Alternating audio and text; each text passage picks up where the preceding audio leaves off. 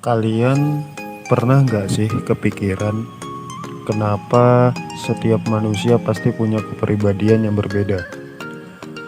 Ada yang ceria, pemarah, pemalu, dan sebagainya. Bagaimana sih kepribadian itu terbentuk? Simak terus videonya ya.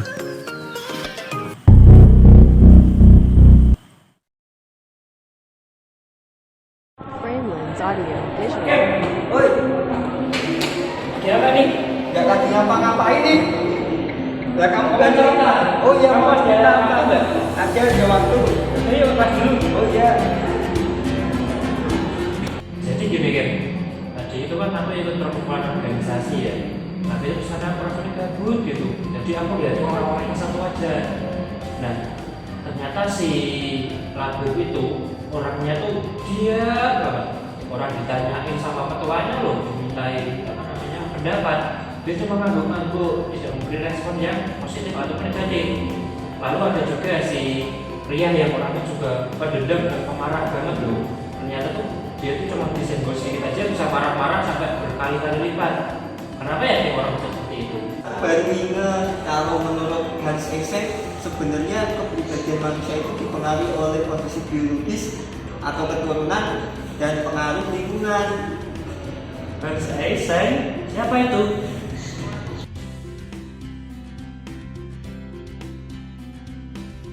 Merupakan seorang psikologi klinis asal Jerman yang pernah bekerja di Institut of Psychiatry dan telah membangun paradigma kepribadian yang terkuat dan sering disebut sebagai bapak psikologi. Wah, menarik banget nih. Kasih tahu aku dong, tentang kepribadian dari Eysenck seperti apa? Oh, jadi kepribadian Eysenck itu seperti ini.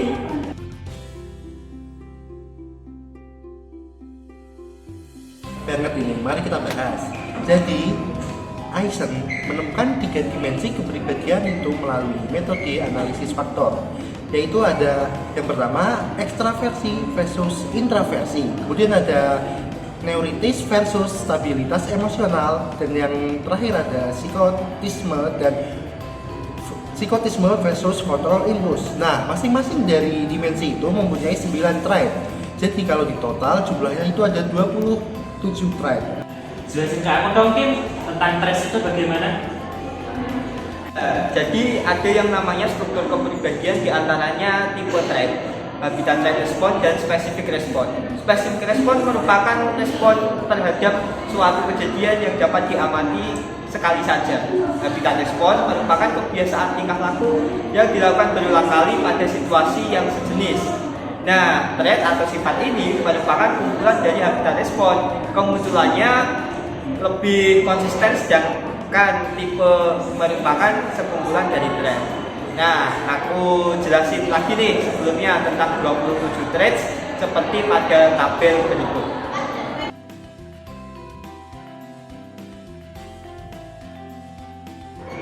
Oh, aku mulai paham.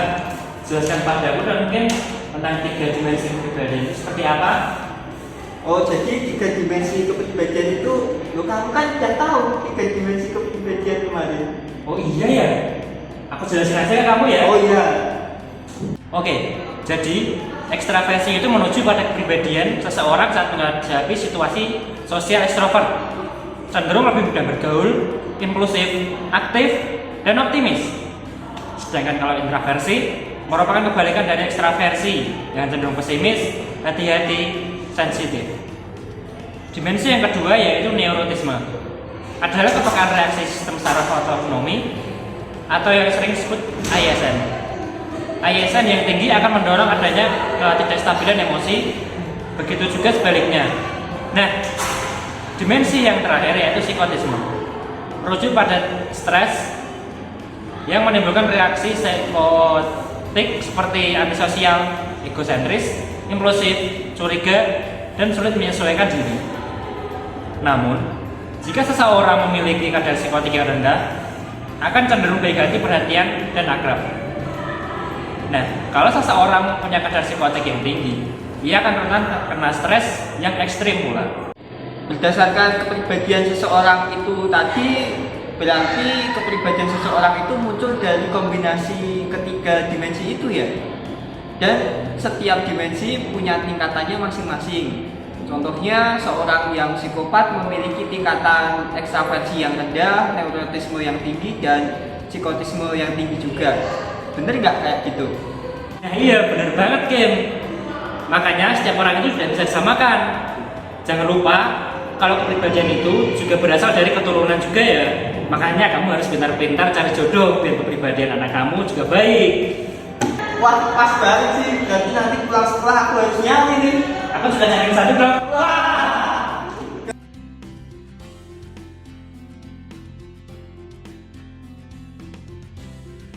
Ya, by the way, kalau kita mau nyari kepribadian kita itu ada tesnya apa enggak sih? Nah, ada Kim. Kamu mau tahu tes kepribadian Aisang itu? Wah, mau banget. Jadi gini.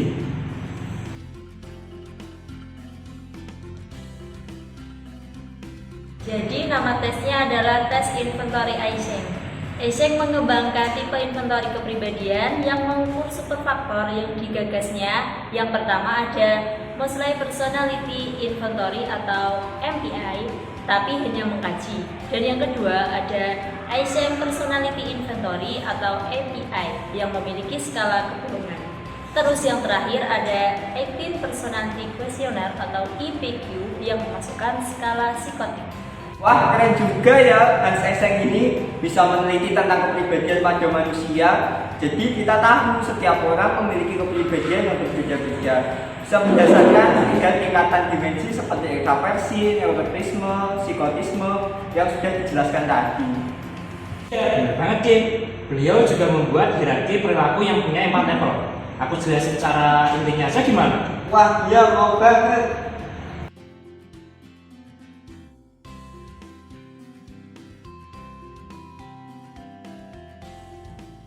Di 4 level itu yang pertama adalah level yaitu respon spesifik, di mana respon terhadap suatu peristiwa. Misalkan kita lagi baca buku nih.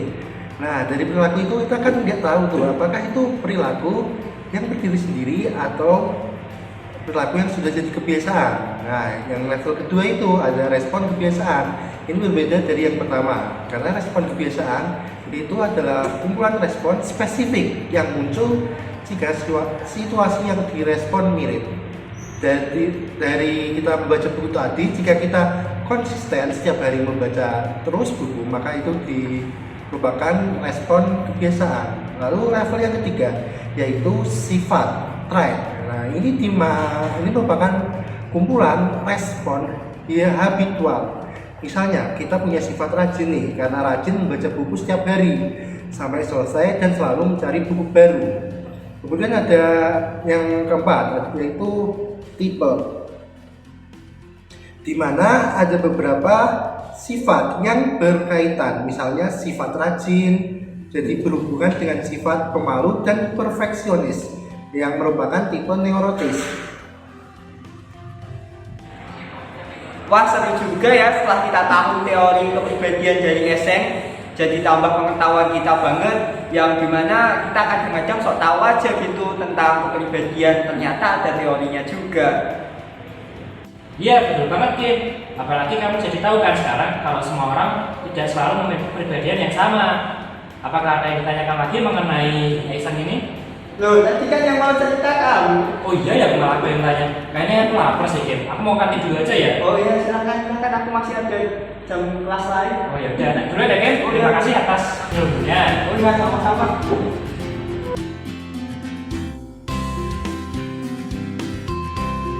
Pemaparan materi dari teman-teman saya tadi. Di sini saya akan memberikan kesimpulan tentang materi yang tadi dijelaskan oleh teman-teman saya.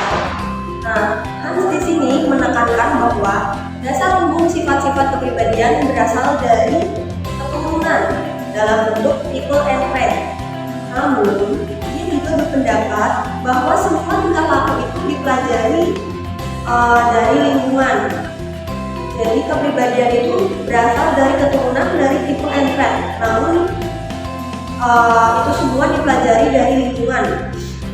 Pola tingkah laku berasal dan dikembangkan melalui interaksi fungsional dari 4 sektor utama yang mengorganisir tingkah laku.